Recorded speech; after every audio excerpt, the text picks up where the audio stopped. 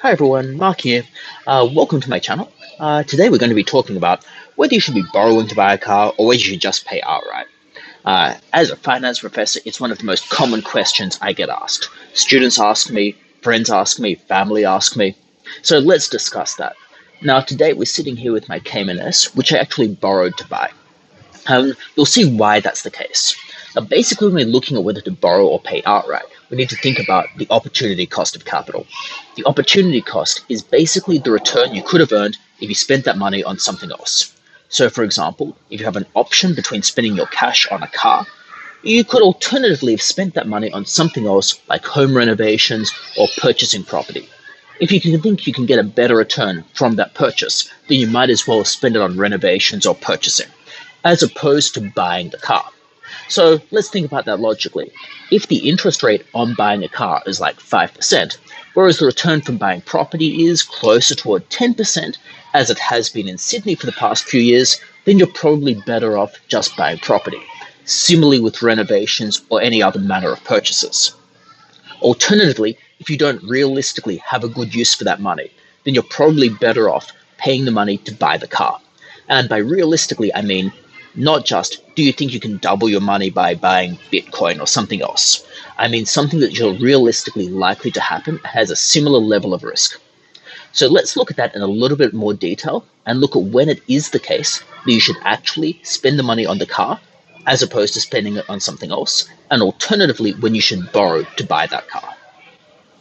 Okay, so to evaluate the benefits of borrowing or not, let's break out Excel. So we've got two options really. Now we're starting with $100,000 in cash.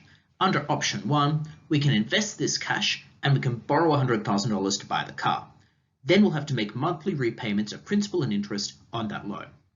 Alternatively, we could spend $100,000 on the car and then we'll make monthly investments equal to what those repayments would have been.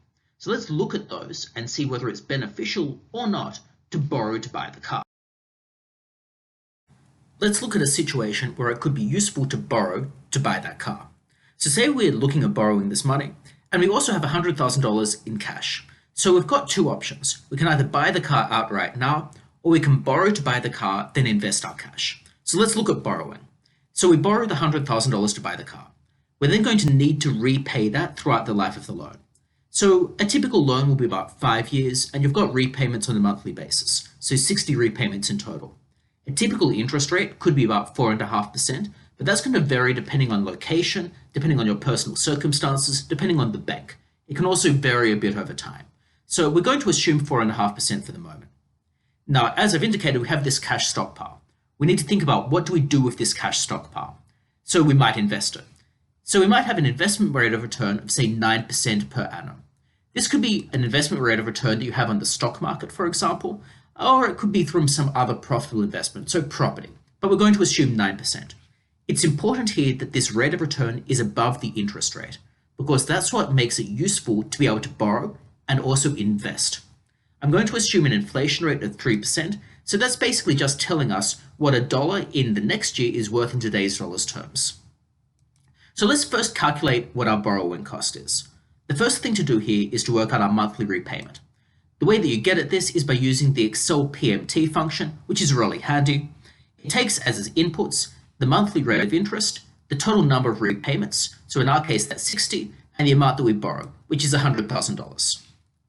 Now this gives us a repayment of about $1,864 each month. We can then get the total number of repayments just by multiplying that by the number of periods, in that case 60. So that would be $111,000. So that means our interest is about $11,858. So simply the difference between what we end up repaying and what we borrowed. Now, as I've indicated, we invest $100,000 as well, because we borrowed to buy the car and then we invest our cash. So if we do that and we earn a rate of return of 9% per annum, then we can work out, well, what's the value of that in a few years' time? So I'm going to assume we get returns on a monthly basis. So our rate of return is going to be 9% divided by 12. And we're going to have that over 60 periods. That will give us a future value at the end of 5 years of $156,568.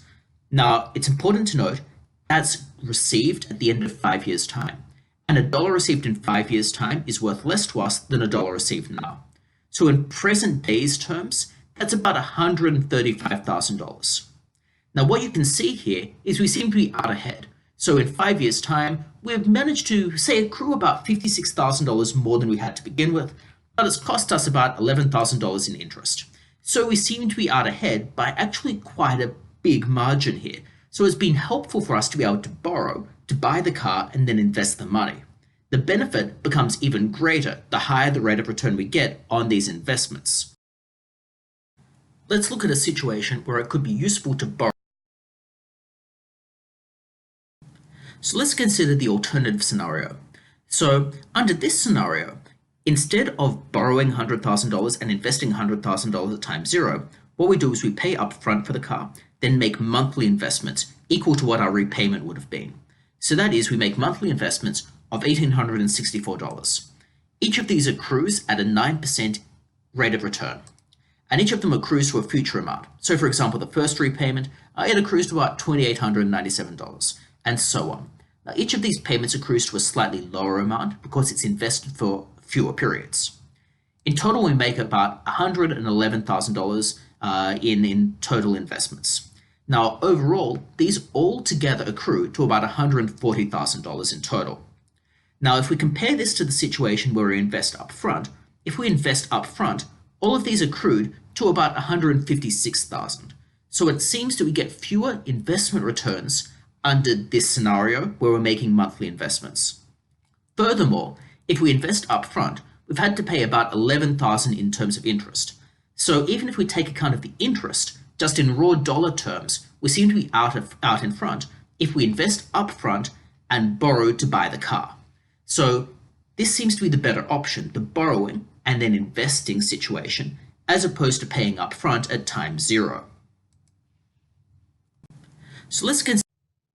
Okay, so what does all of this mean?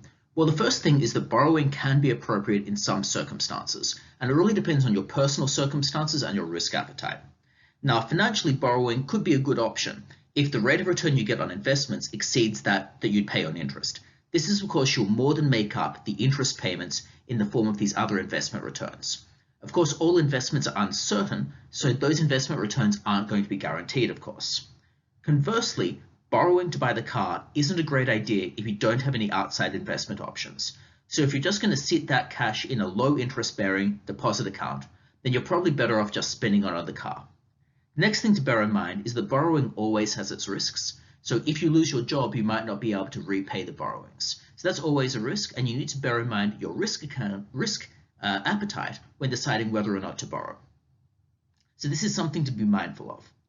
I hope this has been helpful in illustrating why it is that a lot of people borrow to buy a car, and given you an idea about how to evaluate for yourself whether it's worthwhile borrowing or whether you'd just rather pay cash up front when you're purchasing these vehicles. Now, there are lots of lenders that can go through this with you and lots of financial advisors that can go through your personal circumstances. But I hope this has been helpful in giving you an insight into why and how some people might borrow to purchase cars.